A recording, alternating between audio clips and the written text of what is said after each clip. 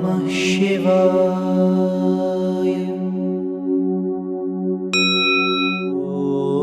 Om Namah Shivaya. Hari Om. Satvikaha, meaning one who is full of sattva guna. There are different meanings of this. Bhagwan by himself is nirguna, beyond all the three gunas of sattva, rajas and tamas. But in this specific form as Lord Shiva, he is called Satvikaha. Sattva guna is peace, calmness, gentleness, contemplative nature, balance, creativity. This is Sattva guna. Rajoguna is attachment, greed, activity, dynamism, ambition, goals, all these. Tamoguna is ignorance, laziness, lethargy, sleep, procrastination, dullness, indulgence, tamoguna.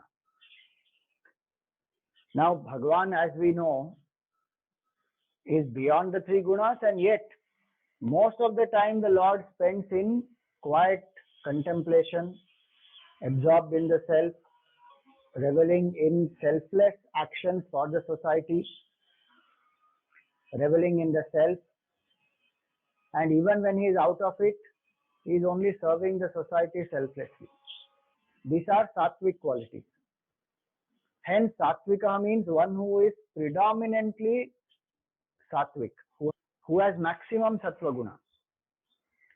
And it is also a fact that only through sattva guna it is possible to go beyond the three gunas. From tamas we come to rajas, from rajas to sattva, and then through steady contemplation one goes beyond sattva to realize the absolute self. Hence, Bhagavan is called Satvikaha. Whoever is in a sattvic state, whoever is reveling in the Supreme Self and also remains in sattvic state at most of the times.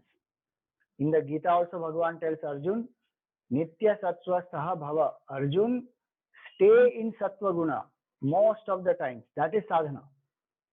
To be rajasic, to react, to be attached, to be bound, to procrastinate, to be dull, ignorant, careless, there is no sadhana required for it. Sadhana is required to pull the mind out of this, to remain in sattva and then steadily contemplate and go beyond. So Sattvika indicates this quality of Bhagavan. It is very interesting. Bhagavan is in charge of destruction, and destruction is Tamo Gun Pradhan. And yet he is anchored in Sattva Guna and then he destroys. And that is why that destruction is called constructive destruction. It is not a destruction for the sake of destruction. There is a deeper vision and purpose behind that destruction also. It is not for ego. It is not just out of whim and fancy. It is not for some sense enjoyment. The destruction also is for the good of the jiva and for the srishti. So though the Lord is in charge of the tamasic aspect, which is destruction, yet he by himself is full of sattva guna. Even his body is bright, karpura gauram we say.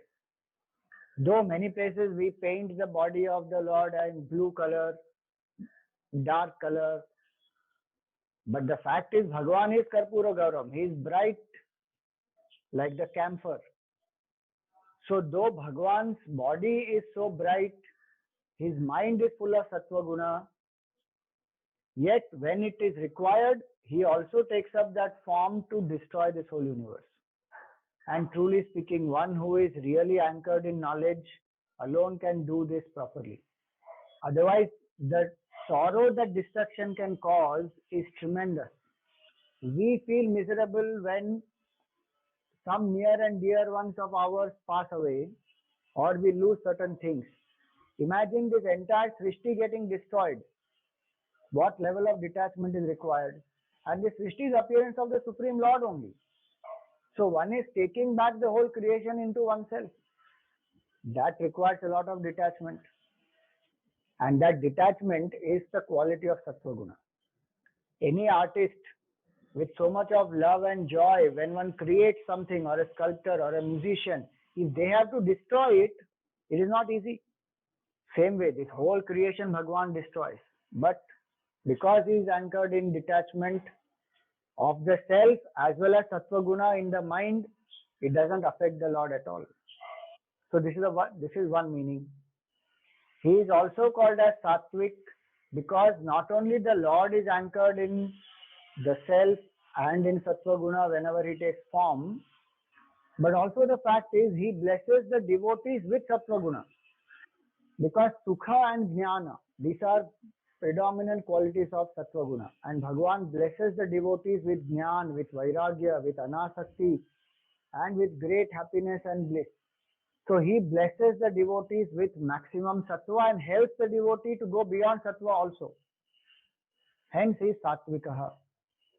And Satvikaha also means who is of the nature of being, who is not limited by any forms, as well as with pointers of formless. One who is beyond both, that absolute truth is Satvikaha. May the Lord, who is Satvikaha, bless us with more and more Sattva Guna so that we can also contemplate on the self and go beyond Sattva, realizing oneness with the Supreme.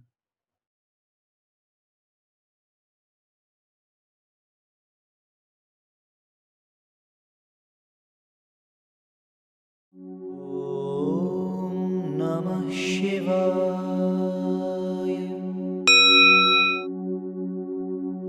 Om Namah Shivaya.